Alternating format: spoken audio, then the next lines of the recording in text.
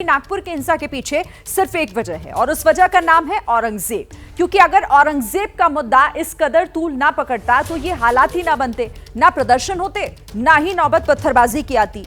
ऐसा भी नहीं है कि यह मुद्दा अचानक से उठकर सामने आ गया, बल्कि सच तो यह है कि महाराष्ट्र की जमीन पर औरंगजेब का मुद्दा लंबे समय से सुलग रहा है। कभी सियासत की गलियों में तो कभी सिनेमा के पर्दे पर। कुछ महीने पहले की ही बात है जब महाराष्ट्र में विधानसभा चुनाव होने वाले थे और महाराष्ट्र की राजनीति में सबसे बड़ा मुद्दा औरंगजेब ही था।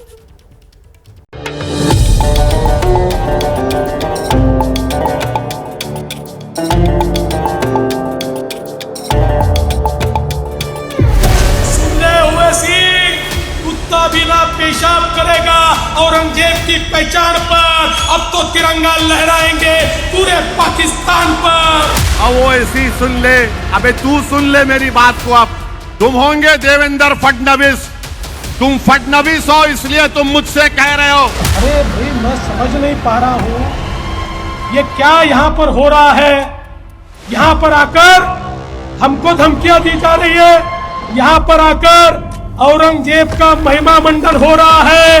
ये जो बोल रही है कौन सी आइडियोलॉजी है बताओ? रेडिकलाइजेशन कौन कर रहा है? फडणवीस नहीं कर रहा है तो कौन कर रहा है बताओ? मैं बता देना चाहता हूँ, भारत का जो सच्चा मुसलमान है वो भी औरंगजेब को अपना हीरो नहीं मानता। सुन लो देवेंद्र फडणवीस, तुम्हारे मोदी अमित शाह के ये जुमलों से हम डरने वाले नहीं हैं। वो जमाना चले गया डरने वालों का। अब हम लड़ेंगे, सीना तान कर अपना हक मनवा कर आएंगे।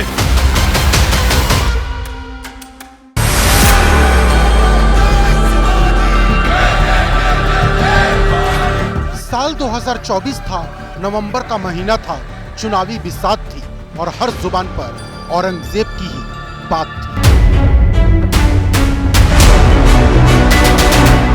इंडी गठबंधन में अब औरंगजेब की आत्मा घुस चुकी है, इसको मत आने देना। औरंगजेब को पहले ही छत्रपति शिवाजी महाराज समाप्त कर चुके हैं। अब महाराष्ट्र के अंदर औरंगजेब और उसकी संतानों को नहीं आने देना है। कब्र में दबे हुए औरंगजेब को मुद्दा किसने बनाया? जवाब है नेताओं ने। 300 साल पहले मर चुके औरंगजेब को घसीटकर महाराष्ट्र की राजनीति में कौन लाया? जवाब है इसी देश के नेता।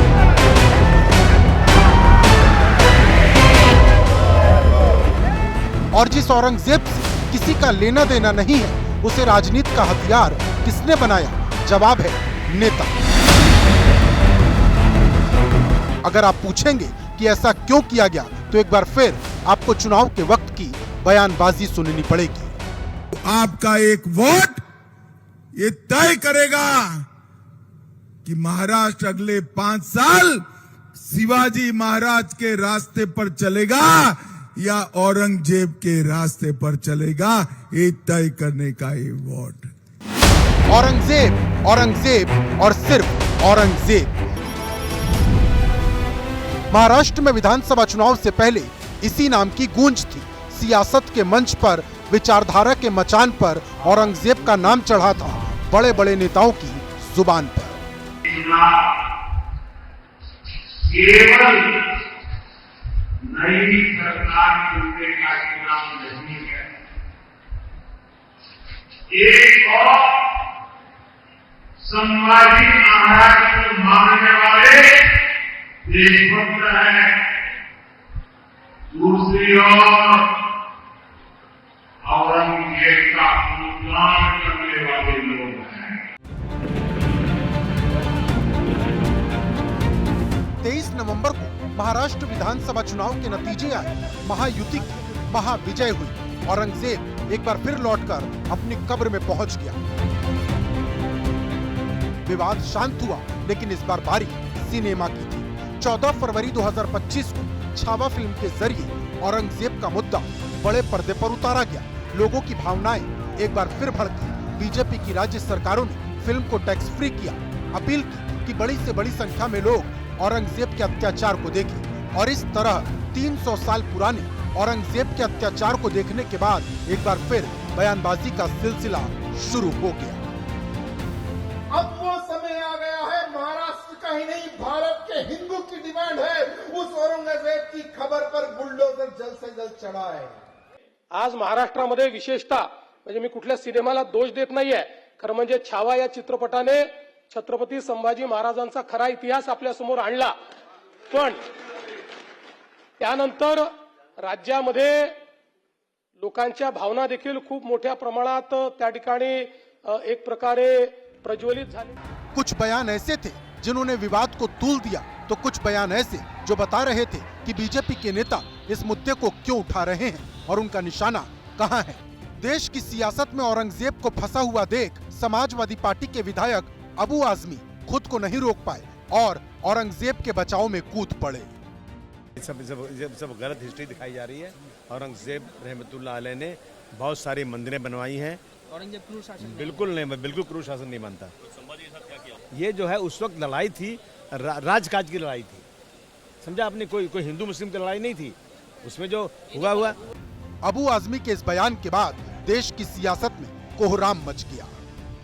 पूछा गया, जिसने हिंदुओं पर अत्याचार किया, चुन चुन कर मंदिरों पर वार किया, उसका बखान इस देश में भला कैसे हो सकता है। बात औरंगजेब के तारीफ की थी, अबू आजमी के विरोधी इसे संभाजी महाराज के अपमान पर ले आए।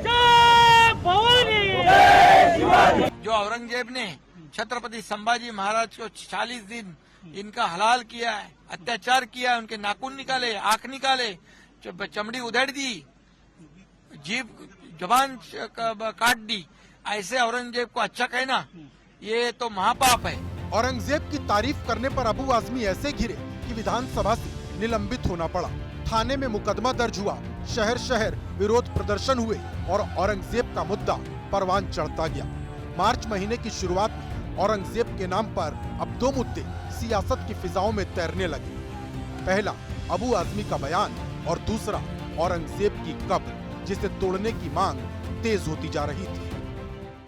महाराष्ट्र गवर्नमेंट से एक विनती करूंगी, औरंगाबाद का नाम जिस तरीके से बदलकर हमारे भगवान संभाजी महाराज के नाम पे रखा है, जल्द से जल्द जो कब्र औरंगाबाद में औरंगजेब की है वो उखाड़ के फेंक दीजिए और जिसे इतनी प्यारी है वो अपने घर में जाके वो कब्र सजा लीजिए। बीजेपी के समर्थकों ने कहा औरंगजेब की कब्र पर बुलडोजर चला दो। बीजेपी के सांसदों ने कहा औरंगजेब का नामो निशान मिटा दो। बीजेपी के मंत्रियों ने कहा औरंगजेब को उसकी औकात बता दो और मजबूरी में ही सही मुख्यमंत्री को भी कहना पड़ा, हाँ औरंगजेब की कब्र तो हम भी हटाना चाहते हैं, लेकिन कुछ काम कानून के दायरे में रहकर ही करना पड़ता है। साहेब, आम्हालाही प्रत्येकाला असंच वाटतं, फक्त काही गोष्टी कायद्याने करावे लागतात कारण ती संरक्षित आहे। जुन्या काँग्रेसच्या काळामध्ये एएसआयचं संरक्षण मिळालं आहे। जब मुख्यमंत्री ने ही कब्र ढहा देने की इच्छा जता दी तो मंत्रियों को मन की बात सबके सामने रखने में किस बात की शर्म। नितेश राणे ने हिंसा की घटना से 4 दिन पहले क्या कहा था वो सुनिए। महाराष्ट्रामध्ये पाहिजे हे अशी घाण नको आम्हाला, औरंगजेब टिप्या बिप्याची ही घाणी ते नको आम्हाला, आणि म्हणून 5 वर्ष आहेत सरकारची। आता तर आम्ही पिचवर आलोय, अजून 100 मारायचं आम्हाला, पण तुम्ही काही चिंता करू नका। आम्ही ऐकलंय की तिथे फार पोलीस वाढवलेले आहेत छत्रपती समाज, वाढवा ना, अजून मजा येईल। पोलिसांचं संरक्षण जेवढं वाढेल तेवढं तिथला कार्यक्रम करण्यामध्ये मजा येईल। मंत्रियों के इसी तरह के बयान से समर्थकों का जोश बढ़ता गया। 17 मार्च को महाराष्ट्र के लगभग सभी जिलों में औरंगजेब की कब्र हटाने की मांग को लेकर विश्व हिंदू परिषद और बजरंग दल ने प्रदर्शन किया। ये प्रदर्शन नागपुर में भी हुआ। प्रदर्शन में औरंगजेब की प्रतीकात्मक मूर्ति जलाई गई और इसके बाद एक ऐसी अफवाह फैली जिसने नागपुर के माथे पर ऐसा दाग लगा दिया जो लंबे वक्त तक याद रखा जाएगा।